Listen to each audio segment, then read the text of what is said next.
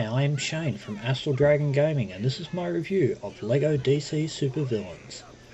Being a LEGO veteran, I can say that this game hasn't been needed for such a long time. The DC branch of the franchise has been a hit and miss affair, with the beginnings at LEGO Batman. That was Traveller's Tales' first licensed IP that didn't have an original story. You could make their own story. It was a fantastic tale where you could have the opportunity to play both the villains and the heroes side of the story.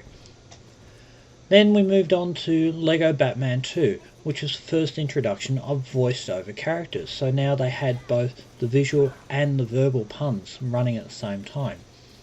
Then the whole thing hit a wall with LEGO Batman 3. This is where many players said it was almost pointless. I liked it, but I can see why people are upset with the story, the combat, and the general level design, especially considering the work on Batman 2 and then being left in a smaller, less connected world system. So, has villains changed all the mistakes that were in the last game? Let's see. One of the most interesting changes that they made in villains is the beginning of the story by creating your own character to be the main focus of the story, the central person in the story. This is probably the most amazing different change that was ever made in the LEGO games, because most of the time whenever you play a LEGO game, it's with stock standard characters. You don't have a choice otherwise until free play comes along. And this has been a staple in all the LEGO games when it originally began in the Star Wars LEGO game, where that was back in 1999. And I will guarantee that there is a large proportion of people that have played LEGO games and never created their own LEGO game character unless they have to do it, unless they're forced to do it. So in many ways this is a very big jump. And also because later on in the storyline it really has a big plot twist because you create your own character. But I'm not going to spoil that one. Play the game, enjoy the game, and you'll see the whole story yourself. The controls pretty much standard across all LEGO games. There has been a big change in the actual combat system because there is an actual strategy idealism to it now. There are points where you get blocked. There are boss systems that you actually have to follow the pattern in order to find it. A lot of the times it's always been button mashing, but this time not even close. It's much more controlled, much more focused on what you need to do and whatnot. There is a slight problem with different buttons sort of mashing over on each other, and it's a very slight gripe and everything, but at the same time there's a real rhythm in the actual battle system, which is what it really should be. It shouldn't be just mashing buttons, and especially when we're coming into this period of time where Dark Souls is becoming very prominent in a lot of games, but not only that, games in general. And LEGO games should evolve to become something more than what they were. The usual collectathon of, collect gold bricks, red bricks, and tokens are in abundance here. Quests are scattered all over the place with many memorable characters such as Booster Gold, Green Arrow, Clarion, and many, many more. As a side note though, some of the quests are very broken and will force you to restart the process in a different order. Example, there was a quest near the Hall of Doom and you had to collect components for a bug zapper from each highlighted dig spot. But if you wandered too far away or you didn't know where you were looking and you sort of got lost, you had to restart the whole thing again. And that meant you had to go right back to the start from the original piece you collected or whatnot. That's gone. No, you start the entire quest again. And this happens every so often, this sort of thing, and it was very, very frustrating. At this point, I think I will bring up some of the bugs that are really getting to me on this particular one. One that is really, really bugging me is the vehicle controls. if you turn left, you can almost do a complete 180 without even trying to. You can't steer down the streets. You run over vehicles. Vehicles are virtually indestructible with another car and whatnot. And on top of that, the speed. The speed is atrocious. It's like literally easier to get out and walk. So if you get one of the speedsters or someone that flies, best way to travel around the cities, because if you do it any other way in a vehicle, it sucks. And to another sort of thing, there is a hidden acceleration with the right bumper button, where you press it and you speed up a tiny amount, but overall it is absolutely a walk. It's just not even worth the time. And some of the other vehicles are the same sort of problem. It's just not enjoyable, and which really is the sucky part of it all. One of the other gripes is the interaction can be a bit touchy. When you go to hit a switch or whatnot, there can be times when that switch will not activate and a power will activate, or your jump button, or one of the other buttons that you're going to press in order to do one thing or another. And it just doesn't work. So the sort of activation point between when you can use something and when you can't use something is very, very jumpy and iffy. So you start to have moments where you look at the game and you go, WTF, man? I pressed the button, didn't work. So yeah, and especially building Lego objects and whatnot, which is one of the most important hallmarks of the game. You try and get on the spot, and sometimes in the confusion or even in just trying to get in the spot, you can press B in order to start building, and it won't build. You'll just do whatever power that's connected to that character for that button. And it really just wanted you to sort of rip your hair out at times. But that's not really the big issue. Something that nearly every Lego game that has come out is that the gameplay graphics and the cinematic are virtually the same. They look fantastic. They always look the exact same. And with villains, a lot of the smooth texture works for the plastics is everywhere, but there is a texture, and especially in Gotham and the Ace Chemicals area, where it's subdued and you're in darkened areas and whatnot, but it's light. It really captures the dank sort of feel, but at the same time it feels so good and it looks so good, which a lot of AAA titles should be sort of taking page out of Traveller's Tales games, where you can create a darkened area, you can create a gloomy feeling, but you don't have to make it so it's impossible for the player to see something. Sometimes that's an important part, sometimes it's not. So, you know, it's a minor thing, but that's neither here nor there. One of the really interesting things about this game, it's not very big world-wise. It's actually quite small, especially when you compare it to something like Marvel or even Batman 2, which was a monster-sized game. And it sort of offsets this by having each sort of section of the world broken up into layers layered on top of each other. So you'll have a building, and under the building there's a walkway, and under the walkway there's another section, there's hidden rooms here and there. So there's a lot of places where you go around and you're sort of exploring and looking at it and everything. And this sort of graphical design and design of it is really, really good, because it gives you that sort of exploration sort of feeling when you're looking for things and whatnot. It can get frustrating at times because you'll be looking for something and it's like 3 layers below you instead of, or above you, and you have to sort of fly out, come back in, come back. But the waypoint system is quite graphical and you can quite see it. It's like a beam of light shooting up through the ground, so it's not so bad.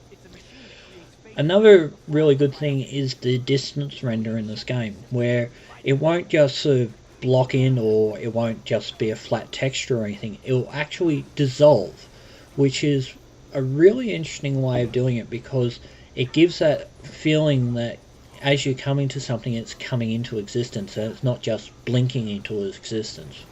But that's really a good thing. So it shouldn't happen all the time, but it does happen sometimes that you'll get a few sort of problems here and there. Now, one of the other things that you'll come across, and if you're a veteran Lego game player, you'll be like me, you're expecting it, clipping flat models or even NPC animations going crazy here and there. It does happen in Lego games, but it's not that bad in this one. I think the one thing that sort of hits you the hardest in this particular one is where you're doing an entire level and you'll just sort of get stuck because of some graphical error. But that's not very often, so it's fairly good. So let's have a listen to the game sounds. This won't take me long.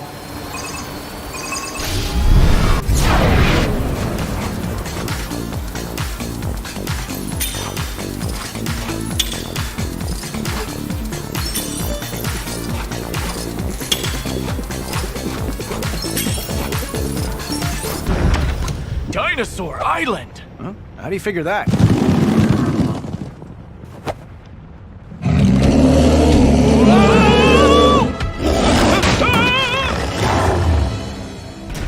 You'll never win! That's what you think. In short time, your fate will be sealed, Superman. It feels so good to be bad again.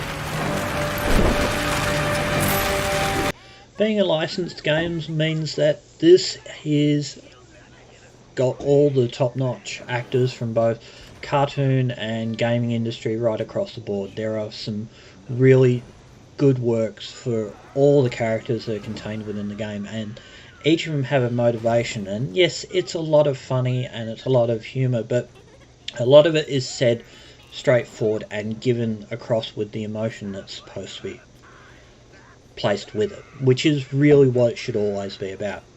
It shouldn't be just goofy lines here and there.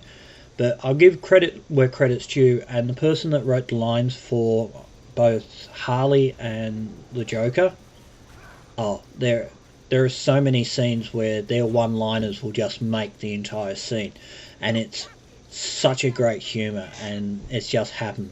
There is one sequence, and it's very important because I have to mention it because it's as funny as hell, and it caught me out, and I laughed so hard when I saw it. Is they are going to get one of the characters, and they land on an island, and Aquaman gets out of the plane and says, "Oh, Dinosaur Island." And Green Lantern says, "How can you tell?" And all you see is this rush of dinosaurs running right over the top of him. And it caught me off guard, and I laughed so hard. And yeah, that is probably one of the most interesting and funniest things I've ever done. And kudos to Traveller's Tales for getting the license for Wolf Mother's song, Joker and the Thief, which is the theme song for the entire game and plays non-stop ad nauseum in the Hall of Doom, and it really sets the tone for this game, and I loved it. It's just so damn funny. Now, the sounds are all sort of normal sort of sounds. They're all sort of rush of engines and explosions and ting of swords and lightning and all that stuff. But I will get to the main critique of the one thing that I find, and I have a gripe with all Lego games and some 3D games in general, where the soundscape is this difficulty of when you're moving your character around, the sound will travel around the character, and when the character turns completely away, it sounds like whoever's talking to them is talking through 3 inches of solid plate glass. It is so damn annoying. And you have to sort of swing the camera around to be able to hear them properly again, and it's just really annoying. And especially when you're wandering around the game world itself and those kind of incidental conversations that are coming from all the characters around you or from quest givers and all sorts of other things. And it's a bit distracting, but at the same time it's very annoying when you want to concentrate and listen on it. You have to find it, and sometimes because of the game design, layering and between walls and stuff like that, They'll be there, but you can't see them for the love of God. So, yeah, big gripe on that one. So, now we come to the basic idea that we should look at really what the game is. It is a very good game. It is probably about 15 hours 10 to 15 hours non sort of completionist, non-collectathon, non-do all the other bits and pieces, but you'll get through all the 15 levels plus the extra 5 other levels, and if you're really lucky you might get all the red bricks in the first go. Probably not, but it sometimes might be helpful to do that. But overall, you're not looking at very long gameplay on this one. This is probably one of the shorter Lego games that I've played. Even the older Lego games were longer. A lot of the levels themselves were get in, do a few puzzles, and then go do a fight, and then bang, the game was done and it was cinematics. I kind of got really pissed at that. And I'm a bit saddened that they kind of cheapened this entire thing, because the premise of it is great. Play the villains, play a character that you create. I love it all. But at $40 US, in Australia, that's pretty expensive. That's almost $60 if you don't get it cheaper on one of the other various sites, such as CD or Green Men Gaming or all the other ones. And that is really where it kind of hits home. And then you got the season pass, which is another $30 US as well. Now, me personally, I buy it not only just for a review, but because I really do enjoy Lego games and I like each iteration and each time they make it. But for people that are out there that are listening to this, they're not going to play this game in the same way, and they're not going to get the same enjoyment if they don't get the same amount of time. So if you're a gamer that loves Lego games, yes, it's a great Lego game. It is a standard issue and the collectathon is awesome, and I love the levels, even though they're a bit on the short side. But if you're not, you're going to be a person that's going to look at this game and think, oh, it's a kid's game. No, it's not, because there is a lot of adult humour in it, and there is a lot of enjoyment in it, because you'll find Easter eggs and you'll find all sorts of things. If you're a person that loves comic books and whatnot, this game will give you so many things that you enjoy. But that's not what I'm here about. I would suggest for people that are not into the Lego games, wait for the sale. And when the sale comes around, pick it up, because it is a good game. There is no dispute on that. So anyway, I hope you enjoyed my review. I would love to hear from you down in the comments. If you liked the video, please consider subscribing and hit the bell icon so you can stay up to date with me. Other than that, I hope you had a good time and keep gaming. Shane out.